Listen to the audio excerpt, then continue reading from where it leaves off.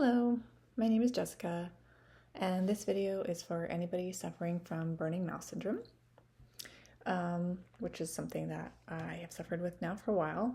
So, my burning mouth started in April 2022. It is now July 2025, and while that may seem discouraging, this video is actually to provide you a lot of hope. There are people who recover, and I am definitely doing a lot better than I was, and I've learned a lot. So that's hopefully what these videos will do, is just be a place to share that information. Because one of the first things I did was I joined a Facebook group, or several actually, when it first started, and those places, although I learned so much from them, and I still go back every once in a while to get up to date with what's like the newest information. It can be also a place of a lot of fear, and it just can be pretty negative. So I'm hoping that this will just be a place of just strictly just informative stuff and positivity, things like that. So because stress will make it worse. Let's just put that out there.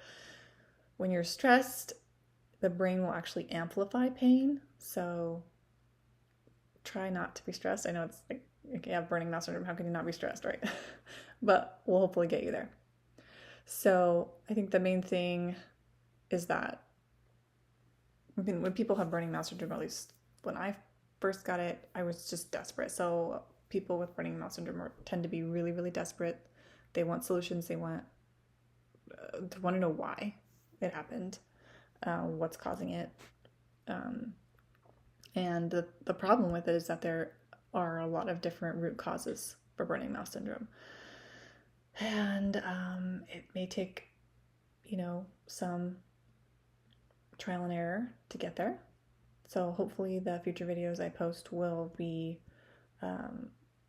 helpful in giving you some ideas as to where to start and what to explore. For right now, this is sort of just a video to introduce myself and to give you a little bit of background in my story.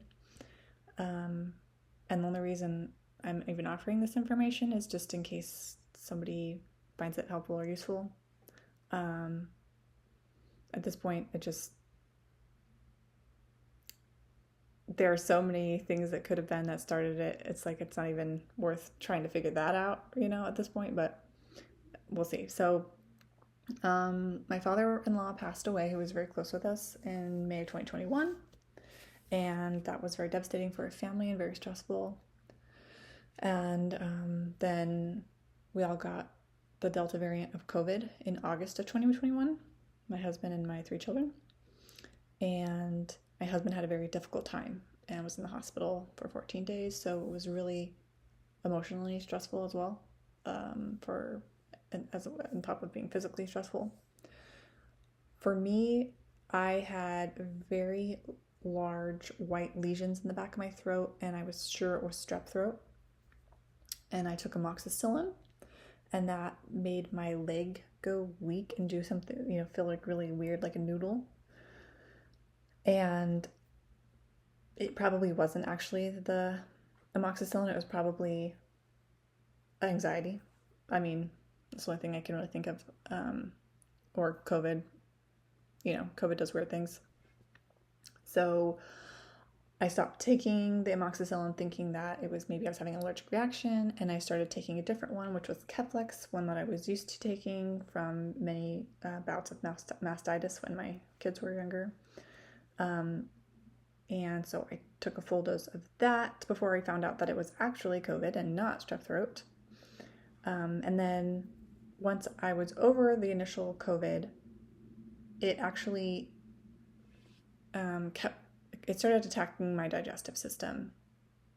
I guess you could call it, it was long COVID, even though I didn't really know that at the time, which is that it induced nausea, vomiting, diarrhea, loss of appetite for many months in waves. So I'd feel better, and then it would hit me again. And then I was feeling better, and it would hit me again. And I was losing a lot of weight, and it was really scary. And so I lost my taste and my smell for about 1.5 years. And I was just desperate. This was all before burning mouth, so I was just really desperate to figure out what was going on with my digestive system and heal that because it was really awful. So I had a colonoscopy and endoscopy, and I was told that I had mild chronic gastritis. They ran tests for Giardia, parasites, all sorts of stuff. All that was negative. And then I was having other symptoms too, which was like I was having adrenaline dumps that would wake me up at 5 a.m., really shaky, having a lot of insomnia, tremors, full body twitching, just a lot of weird stuff. So I went to a long COVID clinic, and she gave me salt pills for POTS. They said that COVID was causing POTS in people, which is sort of mostly like a dysautonomia, like, your autonomic nervous system was dysfunctional or, dysregulated, right? So one of the ways to treat POTS is with salt. So I started taking salt pills, and then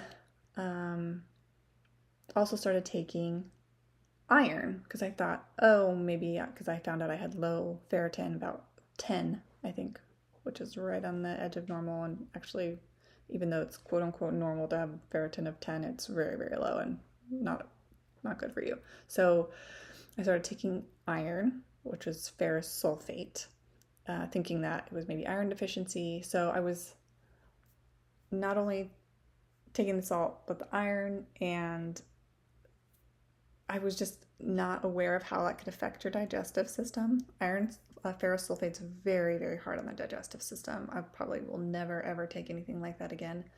And salt destroys your microbiome. So, like, I was just digging deeper, I think, into that hole. Then for the anxiety, they suggested I take meclizine, which dried out my mouth in the middle of the night so badly, like I've never had before, like completely dry. It was scary. It was so dry, it was scary. And it was happening like every 15 minutes. I couldn't sleep because it was drying my mouth out so bad. Then April 2022, which was 8 months after COVID, I got like a scalloped tongue, and I just thought, oh, that's really weird. I could see the indentations of my teeth and my tongue. Started to get itchy in the back and become sensitive and painful. I thought, oh, maybe it was allergies because it was allergy season, April. I had also a weird episode of like waking up with like almost asthma, like coughing.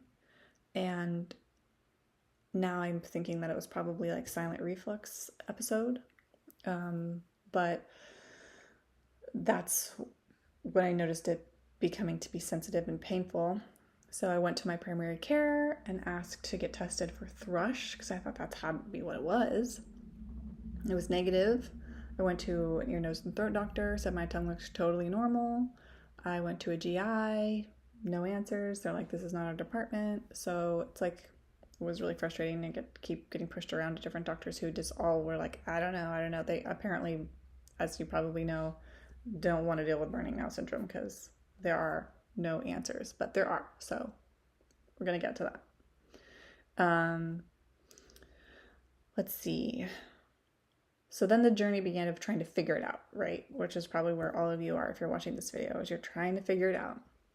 And I'm going to go over in future videos some different root causes, some different supplements I've tried, and kind of where I am in my journey of what I currently think is causing mine and how I'm addressing that.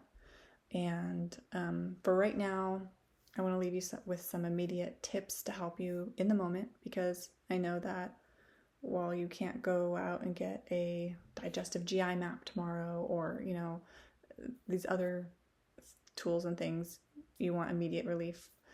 There is a ginger powder from Trader Joe's that you can put in some warm water, which really helps relieve it. There's licorice tea from Traditional Medicinals that will help as well. Obviously, chewing gum, you probably know all these, but in case anybody's really fresh and new, these are really important tips and tricks. Just sipping hot water, sipping ice water, sucking on ice, They have ginger chews that you can suck on, or just even fresh ginger. Cloves is a really good one if you suck on cloves, or if you boil cloves in hot water, make like your own tea. It actually has a numbing effect that will sort of give you some temporary relief. Also, I found, and everybody's different, mint really helped me. A lot of people will get really triggered by mint, but brushing my teeth was a really big relief for me. Maybe because just the tingling or the the other sensations. Oh my gosh, my little one's calling me, so this is gonna have to be the end. But I will be hopefully making some future videos to explore different root causes, different tests, those kinds of things. And I probably won't post this until I have those videos out, because I know that when you watch this, you'll probably be like, okay, let's go. Like, I want some answers. I want some things to try, some things to explore. So I will hold off on posting this until I have this. All right, good luck. It's going to get better. It's going to be okay. You got this.